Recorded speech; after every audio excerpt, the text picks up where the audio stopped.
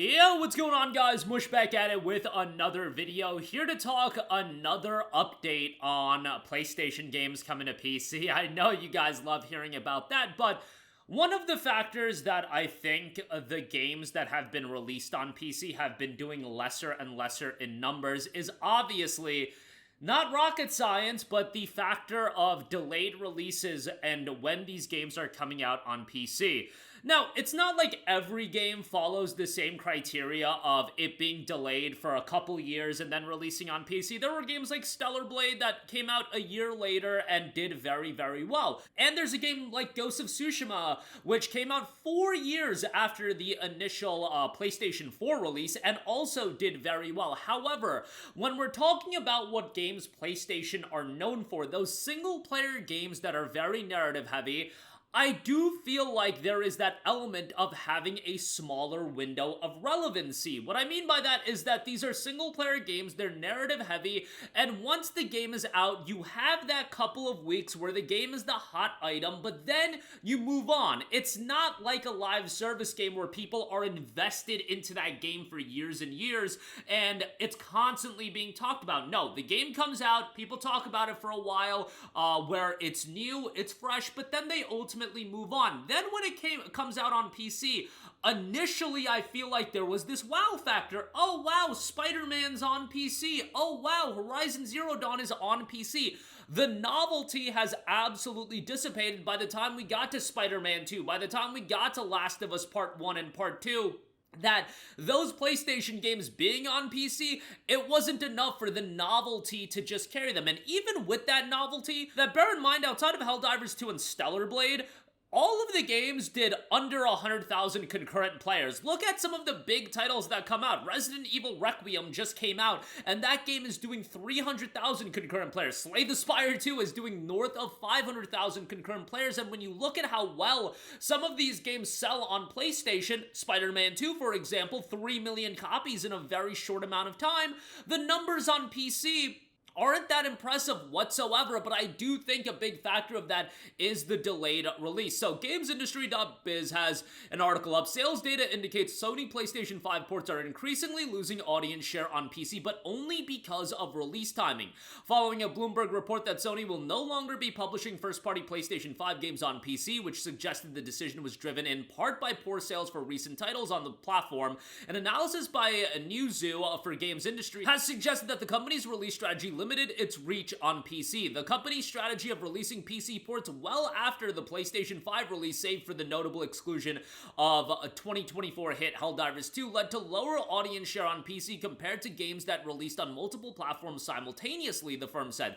The trend applied to all publishers, not just Sony, because bear in mind, remember that Sony's not the only one that has done delayed game releases on PC. And yes, there are absolutely exceptions to the rule. There are games like Grand Theft Auto 5 that even when they come out on PC, they'll pull big numbers, but relative to what the games would have pulled, and I know this is a hypothetical because the games in fact did not release on day one, but you could look at something like, look at what Monster Hunter World pulled on PC, 300,000 concurrent players, and then Monster Hunter Wilds, World came out on a 7-month delay on PC, Wilds came out the same day on PC, we went from 300,000 concurrent players to 1.3 million concurrent players. That's how big of a difference. Now obviously Monster Hunter as an IP probably grew, and there are other factors in play, but I think that's one relevant example that tells you that if you release these games on a delay, the numbers are absolutely going to be hindered. And I think we're going to get another indication of that in just under 2 weeks when Death Stranding 2 drops on PC, and I've said this over and over again, that if you ever want a game to be used as ammunition to justify Sony pulling their games from PC, Death Stranding 2 is gonna be that game. Not only is it a delayed release, not only is it a $70 game, but for some reason, it's coming out on the same day as Crimson Desert, and Death Stranding was already an incredibly divisive game, and I don't know how Death Stranding 2 did commercially on PlayStation 5, but I don't think it pulled these incredible numbers. And I think on PC, we're literally gearing up for that game to peak at like 25,000 concurrent players or something like that. The article notes, what's notable is that this pattern is not specific to Sony's first-party portfolio. We see almost no difference between first-party PlayStation titles, 12% PC share, and third-party PlayStation exclusives, 13%, suggesting the outcome is primarily driven by the staggered release strategy rather than franchise demand on PC. And again, with those single-player games, there's really a small window of opportunity. Yes, people will buy the games over time, and there are absolutely exceptions to the rule and games that do better than others, Ghost of Tsushima and Stellar Blade, just because there was this pent-up demand for those games on PC, but you know, that's not going to apply to every game. Most recent ports are noted have generally seen smaller PC shares, including Ratchet & Clank Rift Apart at 8%, Horizon Forbidden West at 7%, God of War Ragnarok at 6%, and Marvel Spider-Man 2 at 5%. Ghost of Tsushima is a notable exception at 11% PC share, likely supported by being the franchise's first PC release, which that makes sense as well.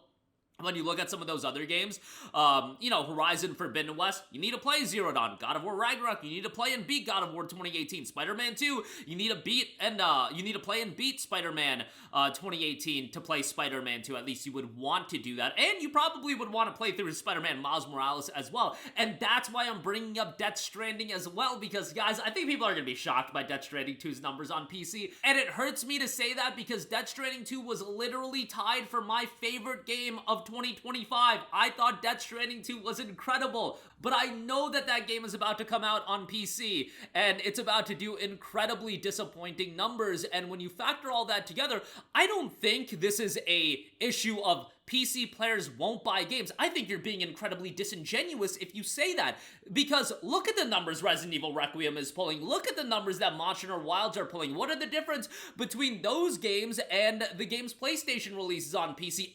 And look at the numbers that Helldivers 2 pulled when it came out day one. Certainly, there are exceptions to the rule that do even better, Stellar Blade, Ghost of Tsushima, but it's not like those games are even doing at the level of a lot of the other bigger titles on PC that are seeing day one releases. Like, let's be honest, a God of War, a level of game like that, if it came out day one on PC, I don't see any reason why it can't be pulling Resident Evil Requiem numbers, why it can't be pulling Helldivers 2 numbers around the 300 to 400,000 range, but because of that delayed release, there isn't any novelty, and also they're being released at $60 or $70 in the case of Death Stranding 2, and that's just going to set yourself up for failure. Look, at the end of the day, it's a couple games a year that the PC players are going to be losing out on, but they are relevant games. I think people would love to play games like Ghost of Yotei. I think people would love to play games like Soros, the upcoming Marvel's Wolverine. Those are, you know, significant games, I would say, but at the end of the day, is there a lack of games to play on any one platform? I think even if you're on Xbox, bro, there's enough games to play. I think every platform has enough games to play, and way more games than the allotted time that we have in a day. There are more games to play than ever before. I don't think it's the end of the world, but, you know, I understand why Sony's making this decision, but I also think that there's gonna be a lot of disingenuous people bringing up, oh, PC players don't buy games, oh, PC players are just pirating all their games, when, come on, man, like, do we have to do this song and dance over and over again about piracy? Oh my god, piracy's destroying everything. Dude, Capcom just came out and said 50% of their sales are coming from PC now. More and more games are doing better than ever on PC. There are games like Metaphor ReFantazio, a genre of games that a decade ago, Metaphor that is, that you wouldn't think would have that much success on PC, that are now pulling, you know, 80,000 concurrent players, and those numbers are growing. Resident Evil, a franchise that has been really associated with PlayStation and a Japanese IP like that I remember when I was getting into playing games on PC, a lot of those Japanese IPs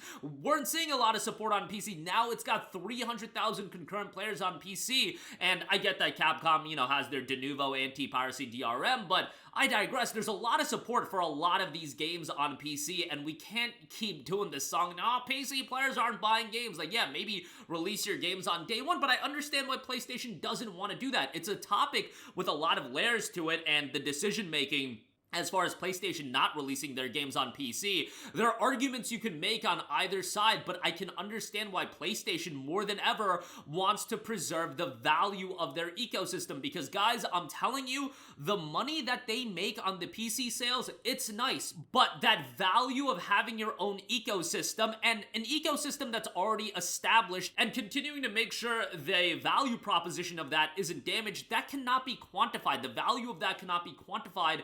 And when you compare it to EA, yeah, EA tried to make their own ecosystem with Origin and everything like that, but that just was never going to be as big as what PlayStation offers you. It's a totally different device, and you're talking about them making a lot of money passively with things like PS Plus and third-party games, etc., etc. But yeah, I'm sure it's something that a lot of people aren't gonna lose sleep over at the end of the day. Look, I like my Horizons, I like my Stellar Blades, I like all of these games, and Stellar Blade 2 that is, may end up coming to PC, given that Shift Up is now focusing on publishing their own games, and it is a second-party title. Those second-party games, chances are, they're still gonna come to PC. It's those first-party, in-house developed PlayStation titles that they might not end up coming to PC. Again, Wolverine, Saros, Intergalactic, the God of War titles, etc., etc. And you still see it. Marvel Tokon will be out on PC day one. Death Stranding 2 is coming out on PC. Those two are second-party titles. Marathon will be on PC, is on PC, because it is a live service game, and those games will still be available on PC, but just something to consider there. That's going to do it for me. Let me know all of your thoughts in the comments section down below. As always, thanks for watching, and I will catch you guys in the next one. Peace out. Hey, what's going on, guys? Mush here again. Hope you enjoyed the video. As you guys might know, YouTube's notification system is sometimes a little bit wonky, even if you're subscribed to the channel. Maybe you're not abundantly aware that I uploaded a video. To remedy that situation, make sure you hit the bell notification button. This way, whenever I upload a new video, and I try to upload as consistently as possible, you will be notified directly of the upload, and you can watch it as soon as it goes live. I would really appreciate if you guys hit that button so you can stay up to date with all of the content I'm posting. But as always, guys, thanks for watching, and I'll catch you guys in the next one. Peace out.